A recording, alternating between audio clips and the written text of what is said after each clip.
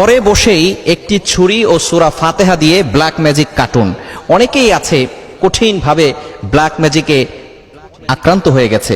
বিশেষ করে আমাদের দূরের নয়, কাছের মানুষরাই কিন্তু এই ধরনের কঠিনভাবে মানুষকে ব্ল্যাক ম্যাজিক করে, জাদুটোনা করে, কুফরি কালাম করে ক্ষতি করার চেষ্টা করে। কিছুদিন আগে আমি এই বিষয়ে একটি কথা বলেছিলাম, যেটা অনেক মানুষ দেখেছে। মালয়েশিয়া থেকে এক ভাই আমাকে ফোন দিয়ে বলছে, হুজুর এই আমলটি করে আমার অনেকটা ফায়দা হয়েছে।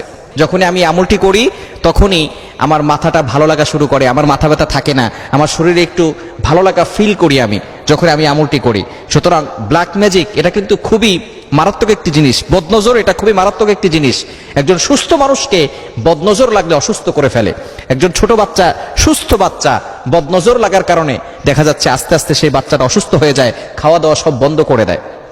এটা অনেকে হয়তো বিশ্বাস করতে চায় না, তবে আল আইন ও হাক্ক, নবী সাল্লাল্লাহু আলাইহি ওয়াসাল্লাম জানিয়ে দিয়েছেন বদনজর এটা সত্য এবং ব্ল্যাক ম্যাজিক এটাও সত্য। নবী সাল্লাল্লাহু আলাইহি ওয়াসাল্লামকে নিজে, নবী সাল্লাল্লাহু আলাইহি ওয়াসাল্লামের উপরে জাদু করা হয়েছিল। তার চুল মোবারক নিয়ে 11টা গিরা দিয়ে তারপরে তাকে জাদু করা হয়েছিল। নবী সাল্লাল্লাহু আলাইহি ওয়াসাল্লামকে আল্লাহ পাক রব্বুল আলামিন ফেরেশতাদের মাধ্যমে জানিয়ে দিয়েছেন। পরবর্তী সময়ে 11টি গিরা দিয়েছিল আল্লাহ পাক রব্বুল আলামিন। 2টা সূরা নাজিল করে দিয়েছেন, 11টি আয়াতের রয়েছে সেটার ভিতরে। 11টি আয়াত পরে ফু দিয়েছেন, সাথে সাথে নবী সাল্লাল্লাহু আলাইহি ওয়াসাল্লাম সুস্থ হয়ে গিয়েছেন। সুতরাং এটা অস্বীকার করার কোনো সুযোগ নাই। ব্ল্যাক ম্যাজিক, জাদুটোনা এটা দূরের কেউ নয়, কাছের মানুষরাই করে। অনেক সময় বিয়ে বন্ধ করে ফেলে, স্বামী স্ত্রীর ভিতরে ঝগড়া, ঘরের ভিতরে কোনো শান্তি নাই। এরকম হয় কি হয় না?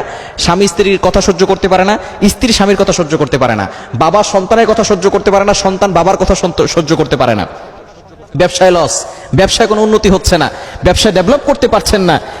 আগে খুব ভালো ব্যবসা হতো, কিন্তু এখন এমন একটা পরিস্থিতি হয়েছে কোনো কেনা বেচা কিনাই নাই। এরকম হয় কি হয় না? এগুলো সব ব্ল্যাক ম্যাজিকের অন্যতম কিছু লক্ষণ।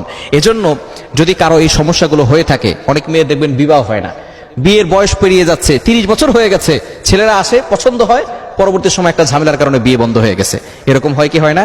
এটার জন্য এই আমলটি করবেন, নিজস্বভাবে আমল করার চেষ্টা করবেন। প্রথমে কিভাবে আমল করবেন আমি আপনাদেরকে বুঝিয়ে দিচ্ছি, ভালো করে বুঝবেন কিভাবে আপনি সূরা ফাতিহা দিয়ে ঘরে বসে আমল করবেন। কোনো কবিরাজের কাছে যাওয়ার দরকার নাই। এরা ভণ্ড, এরা আপনার কাছ থেকে টাকা খাবে। কিছুদিন আগে একজন আমাকে ফোন দিয়ে বলতেছে, হুজুর কিছুদিন আগে আমি একজনের সাথে কথা বলেছি, তিনি নাকি আমাকে তাবিজ দিবে।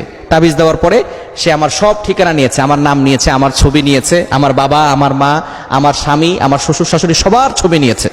নেওয়ার পরে তাদের নাম্বার নিয়েছে, তাদের নাম নিয়েছে। এরপরে আমাকে বলছে 10,000 টাকা দিতে। 10,000 টাকা দিয়েছি, পরে বলতেছে আরো 20,000 টাকা দিতে। এখন বলতেছে কি আরো 20,000 টাকা লাগবে, বলে 20,000 টাকা দিতে হবে, আর না হলে যাদের নাম দিয়েছেন তাদের ক্ষতি হবে। এরপরে সে 20,000 টাকা দিয়েছে। 2 দিন পরে বলতেছে 50,000 টাকা দিতে হবে, আর না হলে সকলের ক্ষতি হবে। এই ক্ষতি হওয়ার কথা বলে তার কাছ থেকে প্রায় 1 লাখ টাকা খেয়েছে। এরকম কিছু ভণ্ড কবিরাজ কিন্তু সমাজে আছে, খবরদার তাদের কাছে যাবেন না। ঘরে বসেই কোরআনের ভিতরে শেফা রয়েছে, কোরআনের ভিতরে আল্লাহ পাক রব্বুল আলামিন শেফা দিয়েছে।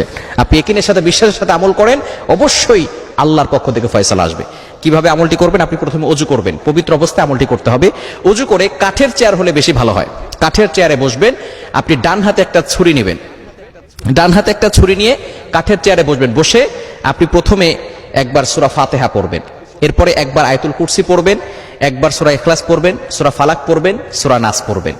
এরপরে সূরা বাকারার শেষ 2টি আয়াত একবার পড়বেন, পড়ে আপনি বুকে ফু দিবেন।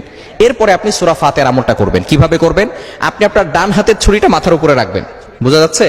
ডান হাতের ছুরিটা মাথার উপরে রাখবেন, রেখে এরপরে আপনি শুধু আউযুবিল্লাহ বিসমিল্লাহ সহকারে সূরা ফাতিহা পড়বেন। পড়ে ছুরিটা শরীরের সাথে টাচ না করে, একেবারে সোজা এখান থেকে শরীরের সাথে টাচ না করে শূন্যের উপরে নিয়ে নাক বরাবর, মুখ বরাবর, বুক বরাবর সোজা 2 পায়ের মাঝখানে রাখবেন।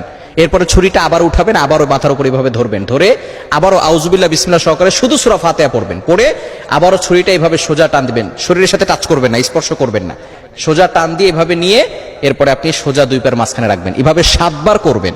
ইনশাআল্লাহ দেখবেন ব্ল্যাক ম্যাজিক যদি কেউ করে থাকে তাহলে সেটা কেটে যাবে। এরপরে আপনি দৈনিক, যাতে করে নতুন করে কেউ ব্ল্যাক ম্যাজিক করতে না পারে, এই জন্য আপনি যে আমলটি করবেন সেটা হচ্ছে 5 ওয়াক্ত নামাজ মাস্ট বি পড়বেন। ঘরের ভিতরে কোনো পুতুলের ছবি রাখবেন না, কোনো মূর্তির ছবি রাখবেন না। ঘরের ভিতরে কোরআন তেলাওয়াত বাড়িয়ে দিবেন, বিশেষ করে সূরা বাকারার তেলাওয়াত, সূরা আলে ইমরানের তেলাওয়াত, এগুলো সূরা ইয়াসিনের তেলাওয়াত বাড়িয়ে দিবেন। ঘরের ভিতরে যদি পড়তে না পারেন তাহলে রেকর্ডিং চালু করে রাখবেন। মূর্তির ছবি, কোনো ছবি টানিয়ে রাখবেন না।